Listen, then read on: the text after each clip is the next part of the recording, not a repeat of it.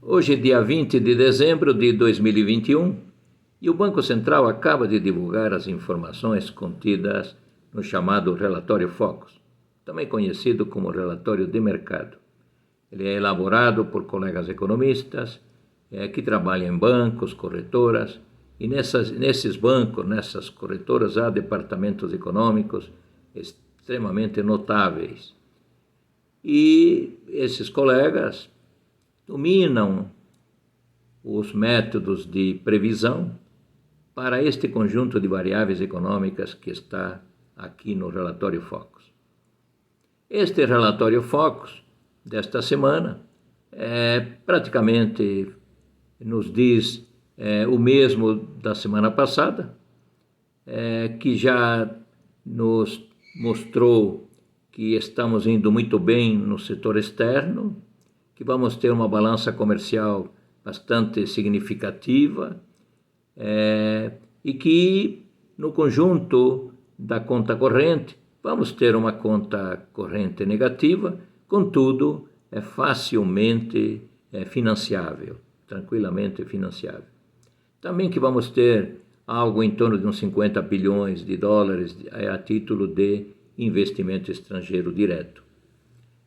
O setor externo não tem apresentado nenhum problema nos últimos anos. Estamos indo muito bem, graças às commodities, principalmente às metálicas, graças às commodities, principalmente às provenientes do setor agrícola. Temos dificuldades na questão do crescimento econômico. Tivemos uma pandemia terrível, estamos saindo da pandemia numa velocidade razoável, contudo, sempre vem a pergunta, e depois de sairmos da pandemia, depois que o nível de atividade voltar a uma relativa normalidade, como será o crescimento da economia no ano que vem, no ano de 2022? As informações contidas no terceiro trimestre, elaboradas pelo IBGE sobre a economia brasileira, mostraram que pelo segundo trimestre consecutivo a economia brasileira não cresceu. Ao contrário, apresentou taxas de crescimento negativas. O que nos leva a crer que no ano de 2022, no próximo ano, vamos ter também taxas de crescimento extremamente baixas.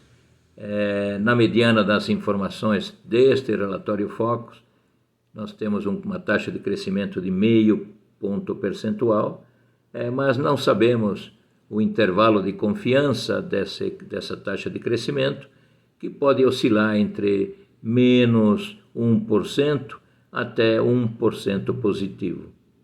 Esse é o nosso intervalo de confiança para a taxa de crescimento da economia para o ano de 2022.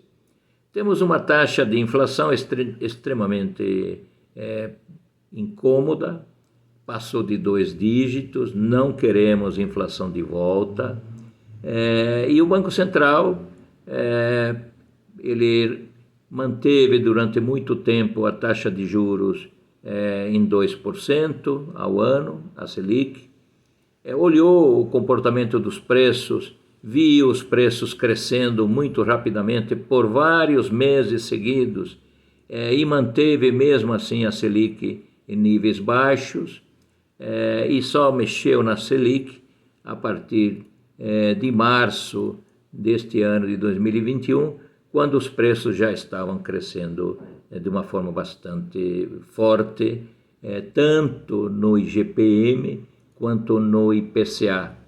Sabemos que há uma transmissão dos preços do atacado para o varejo e que essa transmissão, via de regra, é de 6 meses.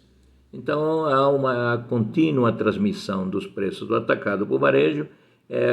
O IGPM já estava dando seus avisos, dizendo, olha, o que está ocorrendo aqui nos preços no atacado, logo, logo será repassado no varejo. E é o que ocorreu.